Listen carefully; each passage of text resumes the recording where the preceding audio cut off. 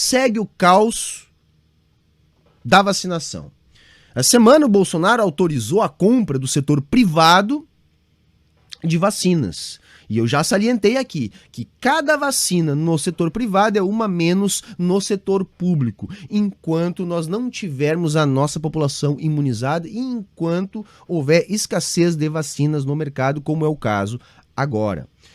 Além disso, essa semana também o Butantan se manifestou sobre mais uma remessa que pode ser feita para o Ministério da Saúde na ordem de 54 milhões de doses, que até então o Ministério da Saúde não havia se manifestado no sentido de comprar, de adquirir as doses. A ponto do Butantan ter que se manifestar no sentido de dizer, olha, se o Ministério da Saúde não comprar as doses, nós vamos exportá-las. Quer dizer, o Brasil não consegue comprar e continua sem nenhum tipo de estratégia clara. O setor privado só não comprou as vacinas autorizadas pelo Bolsonaro e seu governo porque a AstraZeneca se negou a fazer a venda. E no meio de tudo isso, no meio de um monte de prova material aparecendo aí, no sentido de provar que Bolsonaro deliberadamente está colaborando para a propagação do vírus da pandemia, algo que é tipificado em lei, inclusive, para que ele sofra um processo de impeachment. No meio de tudo isso, Bolsonaro ainda faz declarações em apoio a Pazuello, que está sendo alvo de investigação agora, e se diz ainda não responsável pelo oxigênio em Manaus. Ou seja, deixando mais uma prova declaratória da sua falta de responsabilidade com o Executivo Nacional, que ele é o responsável. E nós temos que pensar que está se formando uma outra situação em relação à crise da vacinação do Brasil, essa vacinação que não anda, esse número de vacinas que é cada vez mais flagrantemente insuficiente. É essa nova cepa do vírus que pode ser resistente às vacinas que nós temos e que pode colaborar ainda mais para o isolamento do Brasil no plano internacional.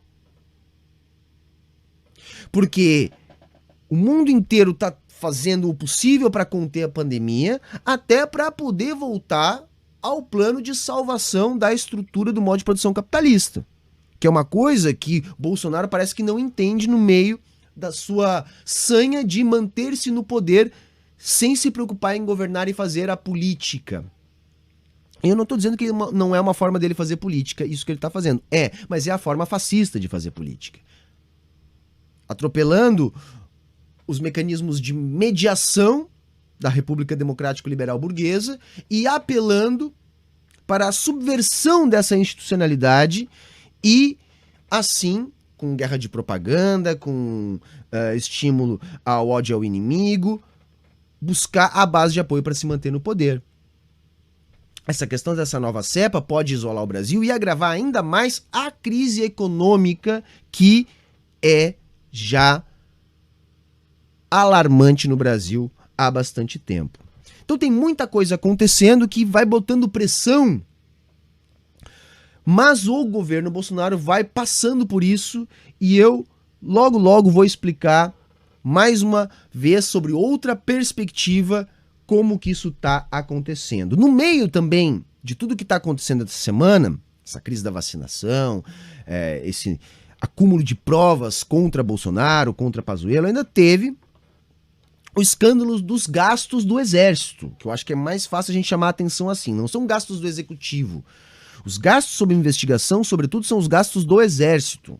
Por exemplo, segundo o que saiu no 247, o escritório de advocacia da Havan assinava notas de uma pequena empresa que era a que tinha o contrato lá de 15 milhões de reais que envolviam a compra do meme do leite condensado. Eu digo meme porque virou meme a questão do leite condensado, né? Leite condensado, inclusive, que Jair Bolsonaro, também na semana que passou, disse que era para enfiar no fiofó da imprensa. Exatamente assim, enquanto era aplaudido por ministros, cantores sertanejos e outras nulidades aí, né?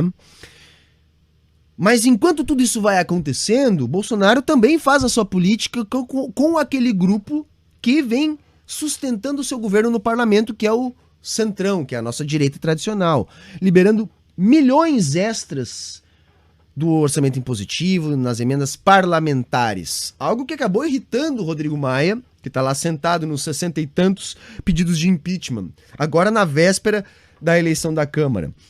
O que mostra que eu posso estar certo e que Maia está blefando quando diz que Baleia Rossi tem os votos. Eu vou dizer mais uma vez, minha gente.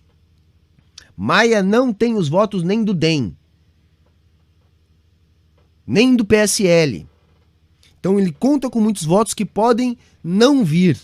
E a ação mais agressiva de Bolsonaro agora com a liberação das emendas e a atitude de esperneio do Maia podem ser um indicativo de que Bolsonaro pode levar a presidência da Câmara com Arthur Lira. Eu já disse que a diferença é muito pequena entre Lira e Baleia Rossi.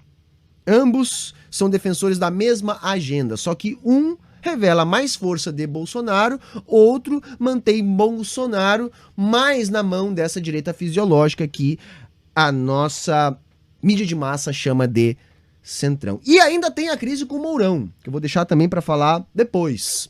Mas a crise com o Mourão que Jair Bolsonaro chamou de palpiteiro. Isso também pode estar revelando outra faceta do nosso jogo político. Então, segue a crise da vacina, segue a crise política, aumenta a pressão, ao mesmo tempo que Bolsonaro mostra suas armas para resistir a essa pressão até então. Beleza?